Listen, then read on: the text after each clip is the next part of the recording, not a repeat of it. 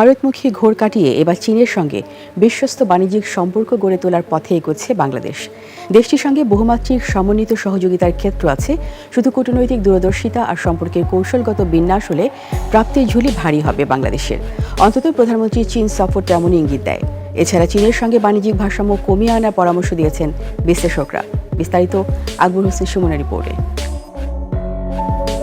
দক্ষিণ এশিয়ায় বাংলাদেশের অবস্থান ভৌগোলিকভাবে সংবেদনশীল, অন্যদিকে অর্থনৈতিকভাবে সম্ভাবনাময়। নিকটতম প্রতিবেশী দেশের সঙ্গে সীমান্ত নিরাপত্তা, জ্বালানি, বিদ্যুৎ, পানি ব্যবস্থাপনা সহ আঞ্চলিক সহযোগিতার ইস্যু জড়িত। প্রতিদ্বন্দ্বিতা থাকলেও বিশেষ করে ভারত চীনের সঙ্গে বাংলাদেশের সম্পর্ক অনেকটাই কৌশলগত।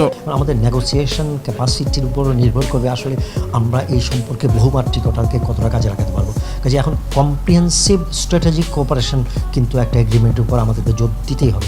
এমন বাস্তবতায় সরকার গঠনের পর প্রধানমন্ত্রী তারেক রহমান প্রথম রাষ্ট্রীয় সফর করলেন মালয়েশিয়া ও চীনে। এতে কূটনৈতিক বার্তার পাশাপাশি সম্পর্কের অগ্রাধিকার এবং বাংলাদেশ প্রথম নীতি সামনে এসেছে। বিশ্লেষকরা মনে করেন চীনের সঙ্গে বাণিজ্যিক সম্পর্ক স্থাপনের সময়টা এখন বাংলাদেশের অনুকূলে। আগে ছিল আমাদের পররাষ্ট্রনীতি যেহেতু ভারতমুখী, ওই যে একটা কথা আছে, I give you take, you take I give. তার মানে কি আমি খালি দিয়েই যাচ্ছি, আপনি নিয়ে যাচ্ছেন।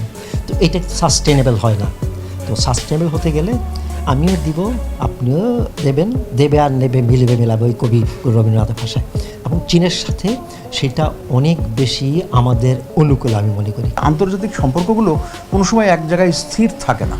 এটা সময়ের সাথে দেশের স্বার্থ বিবেচনায় সেগুলো পরিবর্তিত হয়। আমাকে কেন ভারত সফর আগে করতে হবে?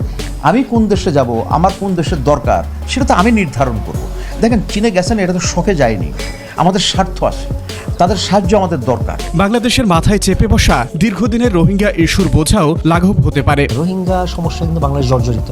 এখানে চীন যে ভূমিকা রাখতে পারে, যদি চীনকে আমরা সেভাবে আমাদের অনুকূলে তাদের পলিসির আনতে পারি, এটার জন্য আমাদের বিশাল একটা বোঝা ধীরে ধীরে লাঘবে কিন্তু চীন আমাদেরকে সহযোগিতা করতে পারে। তাদের সমর্থন পাবো কি পাবো না সেটা নির্ভর করে আমি কত স্মার্টলি প্লে করতে পারছি। একটু দূরদর্শী কূটনীতি আমাদের দরকার হবে।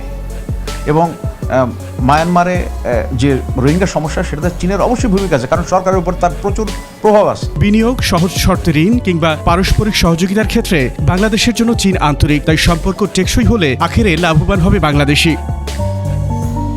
আকবর হোসেন সুমন, একুশে টেলিভিশন, ঢাকা।